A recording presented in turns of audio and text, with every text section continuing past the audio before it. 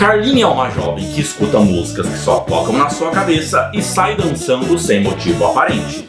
Ela conquista fama, fortuna e o mundo sem precisar usar chinelos e muito menos a inteligência. E tudo acontece ao som daquelas músicas de axé dos anos 90 que faziam o corpo remexer e o cérebro estagnar. Olá pessoal, eu sou Rodrigo Oliveira e hoje nós vamos queimar o filme desta obra-prima do cinema nacional, que levou Carla Perez para as telas do cinema e os espectadores para as salas de terapia, Cinderela Baiana. O filme começa no sertão da Bahia, mostrando a infância da pequena Carla Perez, que mora numa casinha muito humilde, que aparentemente faz intercâmbio com o Instituto Butantan, porque nos 2 primeiros minutos do filme já aparece uma jiboia na cama da criança.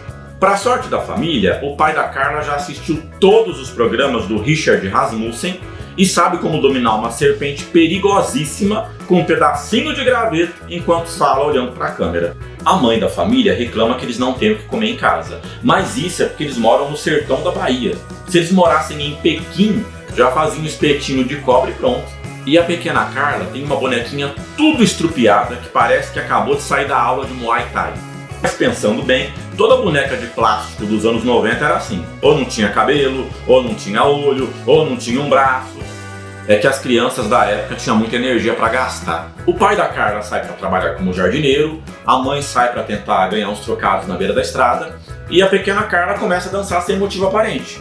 Porque é isso que ela faz o filme inteiro.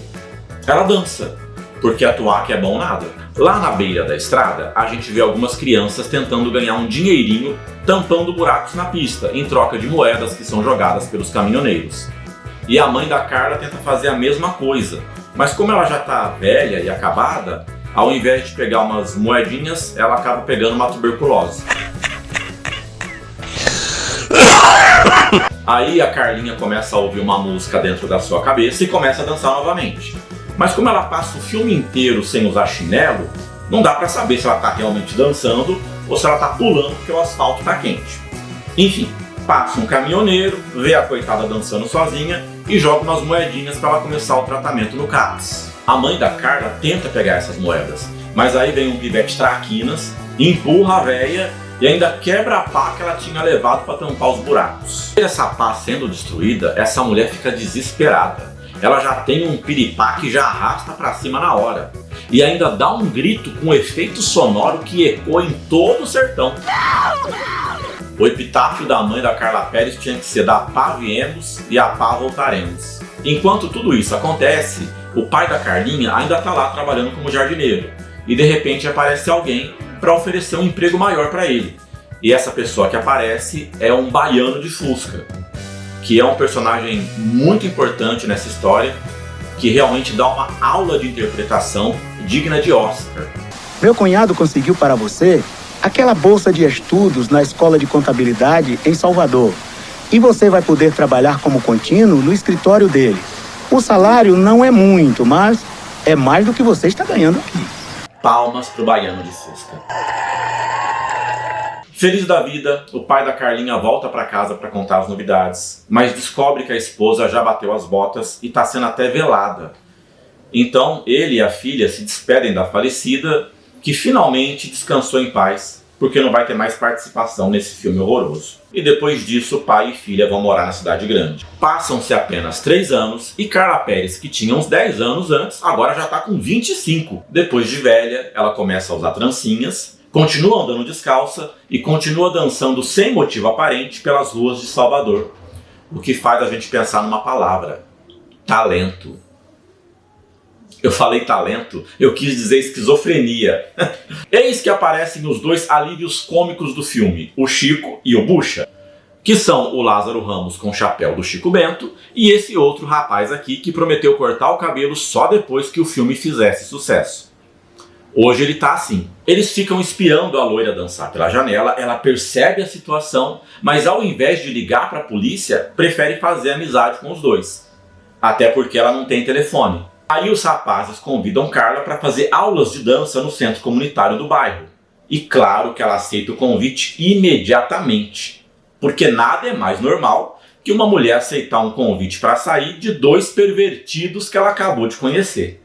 No centro comunitário, a gente conhece o professor de dança que dá aula para crianças e adolescentes.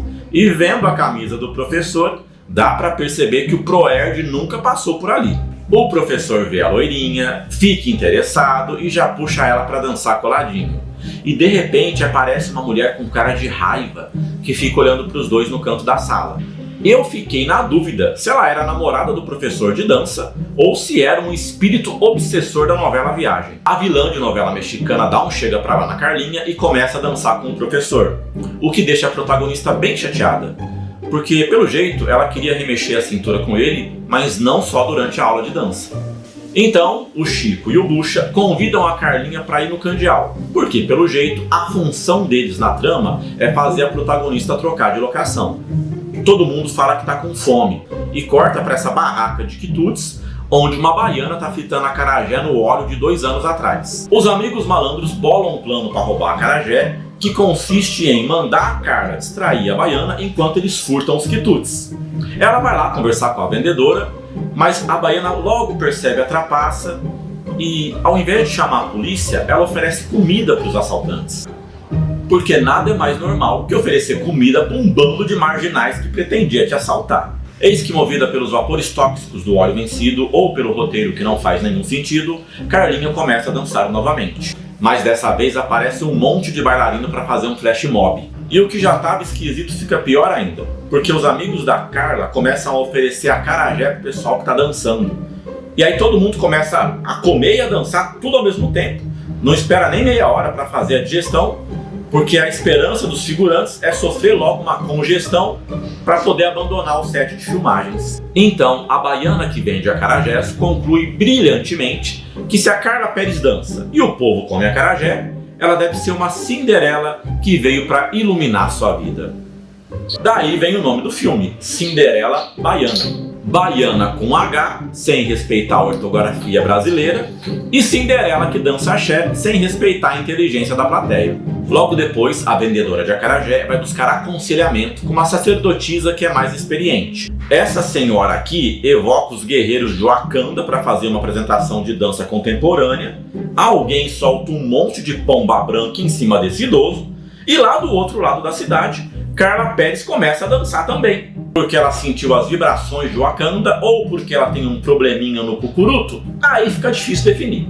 No final da cerimônia, a sacerdotisa conclui que a Cinderela Baiana veio para trazer boa sorte para todos, menos para os produtores desse filme, que devem se arrepender até hoje. Lá no centro comunitário, a namorada do professor de dança tem uma crise de ciúmes ao ver Carla Perez dançando com o seu companheiro, empurra a loirinha, chama ela de pobre e fala que as roupas dela são uns trapos. Eu tenho horror a pobre! Logo depois nós temos uma cena onde o professor de dança, que até então era apaixonado pela Carla Perez, dando um fora nela e falando a mesma coisa, falando que as roupas dela parecem trapos. Como se fosse grandes coisa essa camiseta do Che Guevara que ele comprou na liquidação da Renner. Eu só acho que a protagonista do filme podia comprar um calçado, porque desde o começo do filme essa pessoa não coloca um chinelinho no pé. Esse calcanhar deve ter mais rachadura que o sertão da Paraíba. Eis que aparece o Pierre, que além de ser o maior empresário de shows de Salvador, é dono do maior bigode da cidade. Parece que ele comeu um pardal e deixou as asas de fora. Enfim, esse cara tá procurando uma bailarina perfeita para participar de um grande show. E por algum motivo ele tem um dinossauro dentro do escritório. E na intenção de contratar uma nova dançarina, ele pede pro seu funcionário sair por aí filmando todas as dançarinas da cidade para descobrir novos talentos. Porque nada é mais normal do que sair por aí filmando mulheres sem autorização, ao invés de colocar um anúncio no jornal. E nessas filmagens ele vê a Carla Perez dançando, fica encantado com o talento da moça e diz que ela tem que ser encontrada imediatamente. E faz tudo isso usando a sua voz de vilão do Cavaleiros do Zodíaco.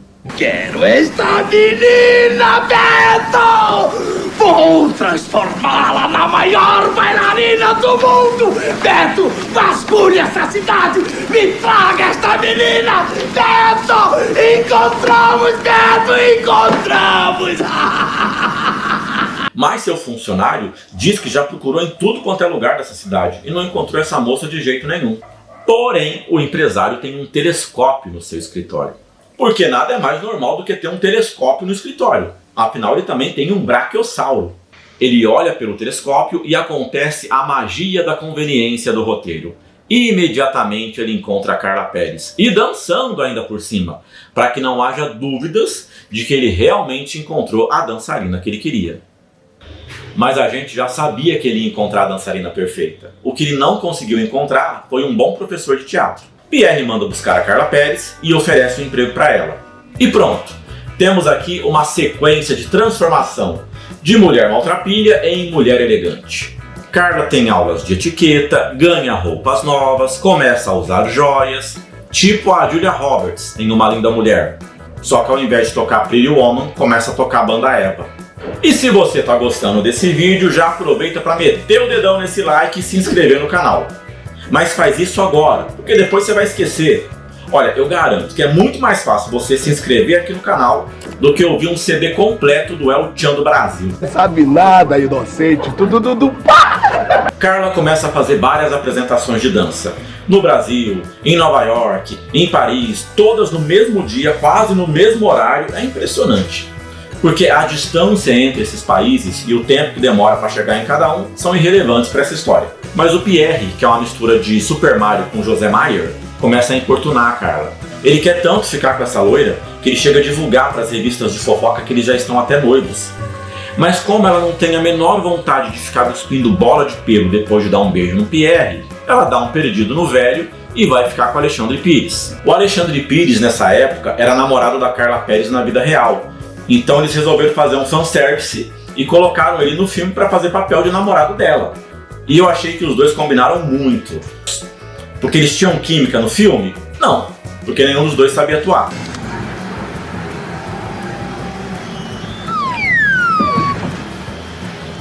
E aqui nós já temos uma Carla Perez independente, poderosa, bondosa, que ficou rica e vai no hospital infantil dar tamanco de presente para as crianças.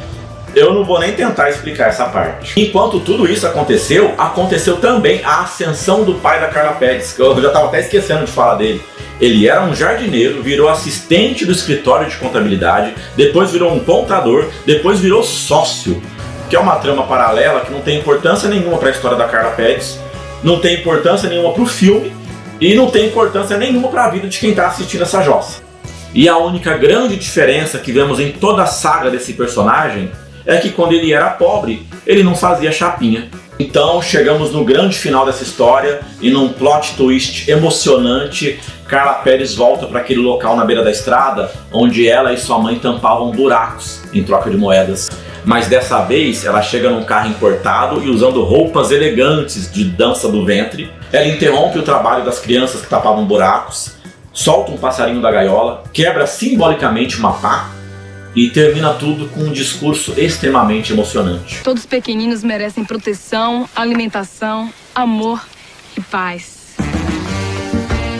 Então, mais uma vez, uma música que ninguém explica de onde veio começa a tocar na cabeça da Carla Perez. Ela começa a dançar e surgem várias pessoas para dançar com ela numa grande coreografia. Eu falei coreografia? Eu quis dizer surto coletivo. As crianças começam a dançar, os figurantes começam a dançar, essas freiras que ninguém sabe de onde vieram começam a dançar, essas baianas em volta da piscina começam a dançar, um cozinheiro começa a dançar, chega um helicóptero da Polícia Federal para conter a bagunça, mas eles começam a dançar também. Enfim, todo mundo dança muito, menos esse menino de camisa amarela que não sabe por que tá ali. E num último momento, ela vê a imagem da sua mãe na pista, tampando buracos com a pá, mesmo depois de falecida. Porque ao invés de ir pro nosso lar e descansar, ela preferiu ficar ali trabalhando. Tá bom. Sobem os créditos e você se pergunta o que aconteceu aqui. E eu realmente não tenho a resposta. E essa foi nossa análise de Cinderela Baiana. Se você gostou desse vídeo, já deixa o teu like, aproveita para comentar aqui qual clássico da sessão da tarde você gostaria de assistir aqui no Queimando o Filme.